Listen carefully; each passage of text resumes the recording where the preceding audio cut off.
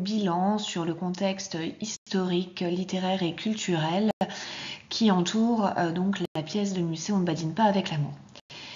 Au niveau historique, le XIXe siècle peut être qualifié de siècle mouvementé. En effet, on est dans un siècle marqué par de fortes déceptions, par de fortes désillusions politiques.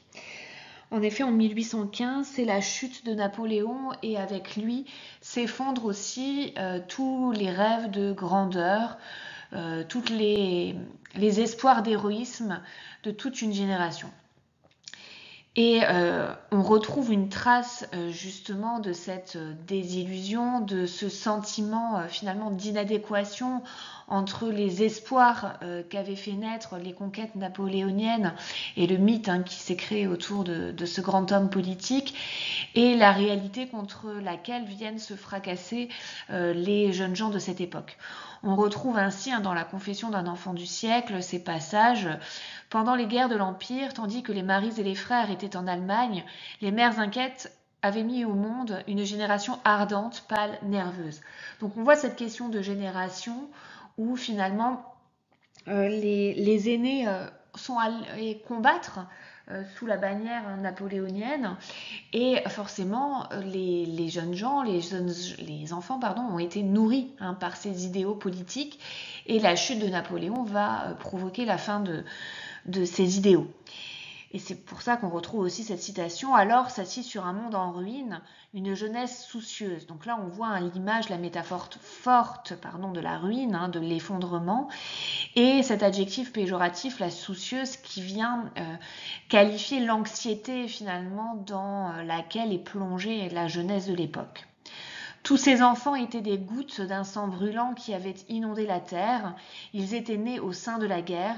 Ils avaient rêvé pendant 15 ans des neiges de Moscou et du soleil des pyramides. On les avait trempés dans les mépris de la vie comme de jeunes épées. Donc on voit ici qu'ils ont été nourris en effet de ces conquêtes napoléoniennes, que ce soit en Russie ou que ce soit en Égypte. Et ils ont fantasmé finalement des victoires. Et voilà, la chute de Napoléon va mettre fin à tout ça. À partir de cet effondrement de Napoléon vont se succéder plusieurs régimes et donc une grande instabilité politique va s'en suivre. On a la Restauration donc de 1815 à 1830, la monarchie de Juillet de 1830 à 1848, la Deuxième République de 1848 à 1852 et enfin le Second Empire de 1852 à 1870. Donc on voit qu'on passe par différents types de régimes, monarchiques, républiques et impériales. On retrouve encore, et je vous ai mis une autre citation ici de Musset dans la Confession d'un enfant du siècle, 3 éléments partageaient donc la vie qui s'offrait alors aux jeunes gens. Derrière eux, un passé à jamais détruit, s'agitant encore sur ses ruines, avec tous les fossiles des siècles de l'absolutisme. Devant eux, l'aurore d'un immense horizon, les premières clartés de l'avenir, et entre ces deux mondes, le siècle présent, où l'on ne sait à chaque pas qu'on fait, si l'on marche sur une semence ou sur un débris. Donc on voit bien, encore une fois, cette image de la ruine et de la destruction, avec l'absolutisme qui paraît finalement révolu. On voit l'avenir qui est évoqué de manière assez lumineuse avec l'image de l'aurore, avec cette image de la clarté et de l'horizon vers lequel on veut tendre. Mais le présent, il est justement entre ces deux périodes, entre ce passé glorieux mais qui n'est plus, qui est en train de convulser, et cet avenir possiblement radieux mais qui n'est pas là encore, Et ce qui fait que le présent apparaît comme totalement instable parce qu'on ne sait pas si en effet on est sur une forme de renaissance ou si on est sur une forme de petite mort. Alors, en 1830, c'est l'installation de la monarchie de Juillet. Cette monarchie de Juillet, elle a à la fois des avantages et des inconvénients. Elle apporte une certaine stabilité économique au pays et ce qui va permettre de renforcer, d'intensifier l'essor de la grande bourgeoisie par rapport à la noblesse. Les grands bourgeois vont prendre de plus en plus de place grâce à la fortune qu'ils vont réussir progressivement à se constituer. Mais il y a aussi des inconvénients. Il y a une forte instabilité politique et sociale, donc on change assez souvent de figure politique, et on a une forte contestation républicaine, parce qu'il y a des gens qui n'ont pas envie de voir s'installer un nouveau régime monarchique et qui sont plutôt des fervents défenseurs de la République. Ce qui conduit donc à des insurrections, et ces insurrections sont suivies de mesures très répressives. En arrière-plan là du diaporama, vous pouvez voir une lithographie d'Honoré Daumier représentant le massacre de la rue Transnonain en avril 1834, et où on voit bien donc à droite le peuple un peu révolutionnaire, si vous voulez, qui est animé par des idéaux républicains, et de l'autre côté la garde monarchique, la garde du roi, qui vient finalement abattre ces personnes qui viennent se révolter. Comme je vous l'ai dit, la bourgeoisie va se développer de plus en plus et elle va devenir finalement la classe dominante, puisqu'elle va réussir à constituer sa richesse sur l'essor économique du pays qui se réalise alors, et notamment grâce à la révolution industrielle qui a lieu à ce moment-là. C'est à cette occasion de l'essor de la grande bourgeoisie qu'apparaît finalement la figure du notable. Le notable, c'est ce bourgeois qui dispose d'un grand pouvoir, un pouvoir qui peut être à la fois financier, mais aussi politique, parce que là, voilà, ils vont pouvoir s'accaparer aussi certains postes, justement grâce à leur pouvoir économique. On le retrouve incarné finalement dans la figure du baron dans la pièce, puisque on y reviendra, il reçoit une charge notamment qui lui permet d'être à l'aise financièrement.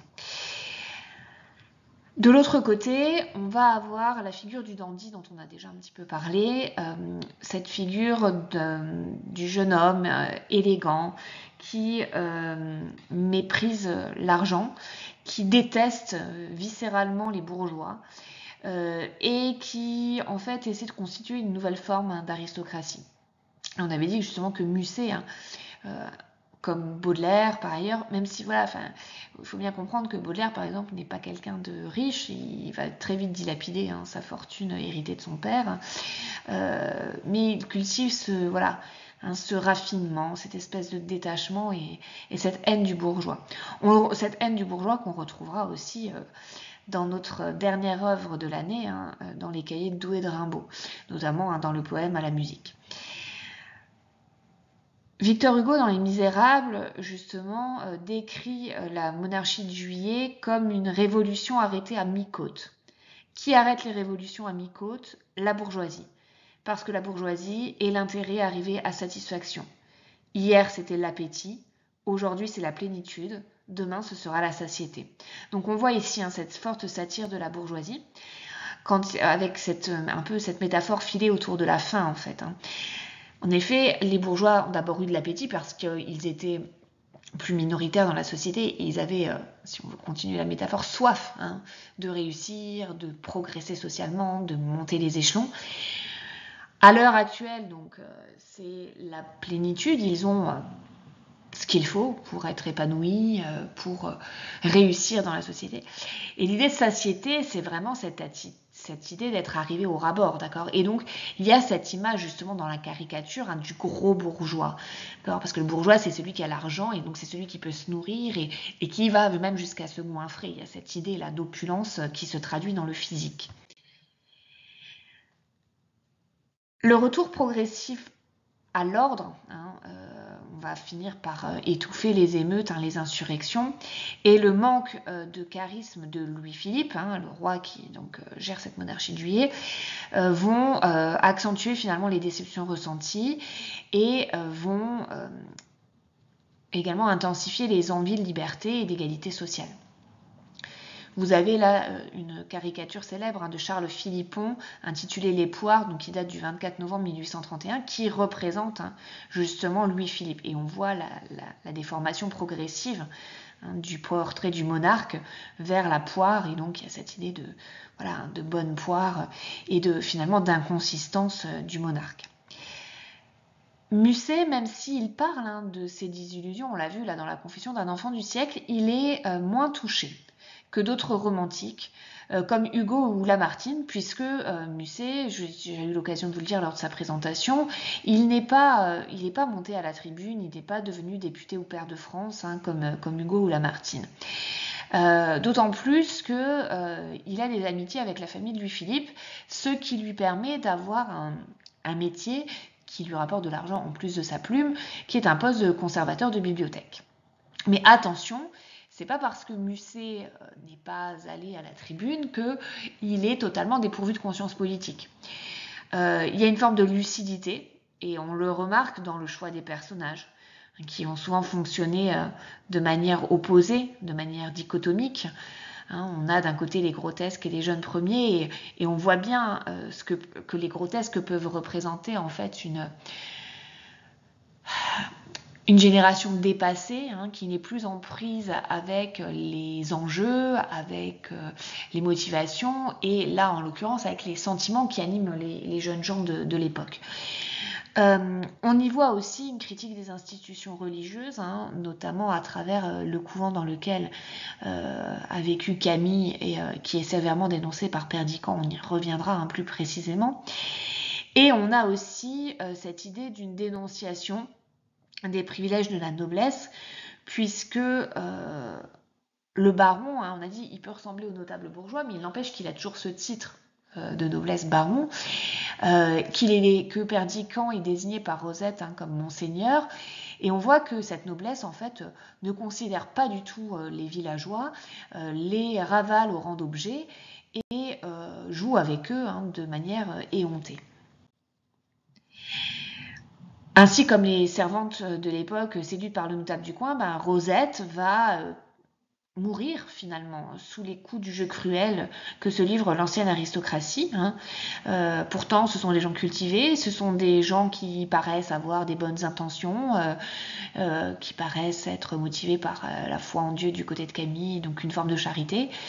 Mais ni l'éducation de Perdiccas, ni la foi de Camille, finalement, ne permettront de sauver Rosette, bien au contraire. Le baron, qui est nommé receveur des impôts par le roi, est très fier de cette charge d'homme d'État, sauf que, en fait, il n'a aucune autorité véritable. Son rôle paternel n'empêche pas la tragédie qui va se faire jour. Il n'est pas du tout lucide, il ne se rend pas compte des jeux du cœur et de la parole, pour reprendre notre parcours associé, qui se trame entre Rosette, Perdiccas et Camille, et les fantoches qui gravitent autour de lui, donc Maître Blasius, Dame Pluche, Maître Briden, sont en fait le reflet de son incompétence. Et finalement, à travers ces fantoches, ces personnages grotesques et les jeunes premiers, il y a aussi un conflit de génération entre cet héritage de l'ancien régime, qui est encore fortement ancré, et le désir d'émancipation sociale, entre le mariage arrangé et les idéaux sentimentaux des plus jeunes. Au niveau donc du contexte culturel et littéraire, on va faire un petit focus sur le proverbe dramatique et sur le romantisme. Tout d'abord donc le romantisme. C'est un mouvement artistique européen qui est né en Allemagne et en Angleterre à la fin du XVIIIe siècle, et on a eu aussi nous des auteurs pré-romantiques dès la fin du XVIIIe siècle. On peut considérer d'ailleurs que l'abbé Prévost porte déjà des traces de ce pré-romantisme avec les personnages de Des Grieux et de Manon, et notamment de Des Grieux, enfermé là dans sa posture tragique et avec des sentiments très exacerbés. On le retrouve aussi chez Rousseau, par exemple. Donc, on a déjà des traces de pré-romantisme, nous aussi, à la fin du XVIIIe siècle, mais c'est vraiment au au début du XIXe, que le romantisme va prendre son essor. Le romantisme, c'est un mouvement qui se définit par opposition à l'héritage du classicisme et au culte de la raison. Donc en fait, on va faire la place véritablement au dérèglement. Le classicisme, c'est les règles, c'est la symétrie. On l'avait vu au théâtre avec, on y reviendra, les règles d'unité de temps, etc. Le culte de la raison. Le classicisme, c'est aussi Descartes. Cogito ergo sum, je pense donc je suis. Et il y a le discours de la méthode. Vous entendez bien le terme de la méthode, vous en reparlerez sans doute en philo l'an prochain. Il y a cette idée, voilà, de quelque chose de très cadré. Le romantisme, lui, va vouloir briser ces cadres, briser ces codes, les faire voler en éclats pour plus de liberté. Ce qui fait que, par exemple, en poésie, on va avoir de plus en plus d'expressions personnelles. Alors bien sûr que le jeu poétique n'est pas forcément totalement superposable au jeu civique, si vous voulez, au jeu biographique, mais on a une individualité qui va s'exprimer et de façon très exaltée. Dans la poésie toujours, et ça sera le cas aussi au théâtre, on va avoir une plus grande liberté dans la versification. Victor Hugo, notamment, veut mettre un bonnet rouge au dictionnaire, donc dans le vocabulaire employé, on va utiliser des termes plus courants, il prône la dislocation aussi de l'alexandrin, jouer avec ce vers noble par excellence, mais en pervertissant un petit peu le rythme, etc. Au niveau théâtral, le romantisme, il est influencé à la fin du XVIIIe siècle, par l'émergence du mélodrame. Le mélodrame, c'est un genre qui mélange à la fois du comique et de l'émotion, avec parfois du macabre aussi dedans. On est confronté dans ces pièces-là à des personnages types très stéréotypés, donc la jeune héroïne magnifique qui va être confrontée à un traître, qui va l'enlever, qui va... le motif du rapt est très souvent présent, on a des poignards, du poison, etc. Et puis face au traître, bien entendu, il y a le sauveur. C'est aussi, dans le mélodrame, l'une de ses caractéristiques, c'est la couleur locale. C'est-à-dire que on va ancrer finalement l'histoire dans un lieu précis, très souvent exotique, et on va le manifester notamment à travers les costumes et les décors. Vous avez par exemple à votre droite une représentation de Giafar, l'esclave dans les ruines de Babylone, de Pixérécourt. Alors Pixérécourt, c'est un auteur emblématique du mélodrame. Et on voit cet habit, une espèce de sultan, avec des babouches, un pantalon un petit peu bouffant et rayé, avec une espèce de turban dans les cheveux. Donc on voit vraiment cette couleur locale qui s'exprime. Le mélodrame, il va avoir une influence sur le genre qui va devenir emblématique du romantisme, qui est le drame romantique. Le drame romantique va reprendre certaines des caractéristiques du mélodrame, le mélange des registres, où on va avoir à la fois du tragique et du comique, du sublime et du grotesque, comme le dit Victor Hugo dans sa préface de Cromwell. C'est aussi le mélodrame, on n'a pas forcément déjà d'unité, comme avant, d'unité de lieu et de temps, ce que reprend aussi le drame romantique. Et on n'est plus obligé de respecter la règle de bienséance. La règle de bienséance, je vous rappelle, c'était cette idée qu'il ne fallait pas représenter sur scène des choses susceptibles de choquer le public. Donc ça pouvait être aussi bien du sang, meurtre, violence, que de la nourriture, puisque l'acte de se nourrir, de manger était considéré comme quelque chose de privé et parfois d'assez sale. Et bien sûr aussi tout ce qui relève de la sexualité. Mais une différence entre le mélodrame et le drame romantique, c'est que dans le mélodrame, on n'a pas de vraisemblance ni de subtilité psychologique. Je vous disais, on a des personnages types et on a parfois des péripéties qui n'ont ni queue ni tête. Ça, le drame romantique va s'en détacher et va essayer justement de creuser davantage la psychologie des personnages. Ce qui va aussi influencer la naissance du drame romantique, c'est la découverte de Shakespeare. Alors Shakespeare, qui est un auteur britannique, mais qui va être redécouvert et découvert même seulement au XIXe siècle en France, parce qu'on va enfin le traduire en 1821. Et à l'occasion des traductions qui permettent donc à tout à chacun d'accéder à ses œuvres, Stendhal, donc un auteur français, va publier un ouvrage qui s'intitule Racine et Shakespeare. Donc Racine, qui est le dramaturge emblématique du classicisme français, dramaturge tragique, et de l'autre côté donc Shakespeare, qui lui est emblématique de l'Angleterre et plutôt du baroque. Dans cette œuvre, Stendhal va défendre l'idée d'une œuvre qui doit plaire au public contemporain, et pour lui, Racine est totalement dépassé. Le classicisme, c'est démodé, ça ne répond plus aux envies du public du 19e siècle. Et il s'en prend donc à la tragédie, et Shakespeare va devenir une espèce de modèle pour les auteurs de cette génération. Le texte qui fait date par rapport au drame romantique, c'est la fameuse préface de Cromwell de Victor Hugo, considérée comme un véritable manifeste dans lequel Victor Hugo va définir les préceptes du drame romantique. Alors Cromwell, c'est une pièce de Hugo qui a pour caractéristique d'être très très très difficilement représentable et qui montre à quel point on peut aller loin en fait dans la césure, si vous voulez, avec le classicisme, à tel point que ça devient compliqué de représenter cette pièce parce qu'il y a un nombre immense de personnages, parce qu'on change de lieu constamment, parce qu'il y aurait des scènes de bataille qui ne seraient pas possibles de représenter sur une scène traditionnelle. Donc, les préceptes du drame romantique que Victor Hugo met à jour dans la préface de Cromwell, c'est le fait de mélanger les tons et les registres. Je vous disais le comique et le tragique, le sublime et le grotesque. Il prône un non-respect des unités, en tout cas d'une partie des unités, c'est-à-dire qu'on ne respecte pas l'unité de temps, on n'est pas obligé que la pièce se déroule, que l'intrigue de la pièce se déroule en 24 heures. On n'est pas obligé non plus que l'histoire se déroule en un seul lieu. Par contre, Victor Hugo maintient malgré tout l'unité d'action. Parce que pour lui, il faut qu'on ait une action quand même principale pour que le spectateur puisse suivre, ce qui va le détacher du mélodrame. Le mélodrame, on va avoir quantité de rebondissements, de tiroirs, d'histoire à tiroir, et pour Victor Hugo, il faut qu'il y ait une ligne d'action qui soit quand même assez claire et nette. On reprend cette idée donc de couleur locale. Vous avez notamment beaucoup d'œuvres de Victor Hugo qui vont se situer en Espagne, et on retrouvera beaucoup de choses qui vont teinter de cette couleur locale. On retrouve aussi la couleur locale finalement dans Lorenzaccio de Musset, là cette fois avec l'Italie.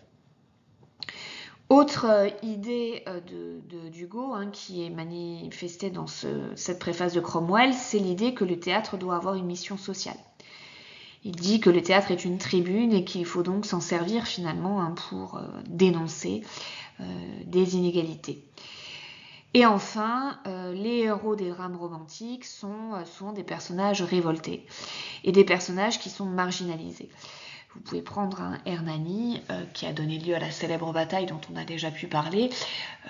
Il représente cet être en marge, ou tout du moins au départ, puisque il n'a pas récupéré son titre de noblesse et il apparaît comme un brigand, comme un bandit. Alors justement, cette bataille d'Hernani va être quelque chose de considérable, puisque elle va faire date. La pièce, le premier drame romantique de Hugo, intitulé Hernani, va être l'occasion d'une bataille au sens propre comme au sens figuré. 25 février 1830, le jour où Hernani de Victor Hugo déclenche une bataille. Par Frédéric Lévineau, journaliste au Point. En 1830, Victor Hugo est âgé de 28 ans. Il est alors le chef de file des romantiques qui comptent dans ses rangs Alexandre Dumas, Lamartine ou encore Alfred de Vigny. Les romantiques refusent de se plier aux règles du théâtre classique ennuyeux à mourir. Encouragé par le succès de la pièce Henri III de son ami Dumas, Victor Hugo écrit Hernani, un sombre drame se déroulant en Espagne. Le baron Isidore Taylor, qui dirige le théâtre français, accepte de monter la pièce malgré l'opposition des comédiens. Pour la première, programmée le 25 février 1830, Hugo et Dumas battent le rappel de tous les romantiques, histoire de contrer les huées du public habituel. Dès 13 heures, une horde bigarrée prend d'assaut la comédie française. Laissons le soin à Adèle Hugo de la décrire. Des jeunes gens, aux mines résolues, barbus, chevelus, habillés étrangement, portant les uns des chapeaux tromblons, d'autres des chapeaux Henri III, ceux-ci des vareuses, ceux-là des rubans qui variaient des manteaux espagnols. Mais celui que tout le monde remarque à cause de son gilet rouge écarlate, c'est le jeune Théophile Gautier. À 15h, la tribu des romantiques s'engouffre dans la salle. Pour attendre le début du spectacle programmé à 19h, elle se met à ripailler, à trinquer et à brailler. Les loges du 3e étage servent de pissotières. Quand les habitués du théâtre français débarquent à leur tour, ils sont effarés devant le spectacle, scandalisés même. Enfin, le rideau se lève. Dès la première réplique, les crânes, comprenez les vieux habitués du français souvent chauves, hurlent leur désapprobation. Ils balancent des épluchures. Balzac prend ainsi un trognon de chou en pleine figure. Les chevelus répondent en criant au sublime et en applaudissant chaque réplique. Au fil des actes, la pièce apparaît comme un chef-d'œuvre. À la fin du 4e, un libraire convainc même Victor Hugo de lui donner sa pièce à publier contre l'énorme somme de 6 000 francs. Pour autant, la guerre entre chauves et chevelus se poursuivra jusqu'à la 39e et dernière représentation de Hernani. On tirera même un coup de feu contre Victor Hugo, mais au final, c'est bien lui le vainqueur de la bataille d'Hernani. Une série réalisée par Megan Kieki.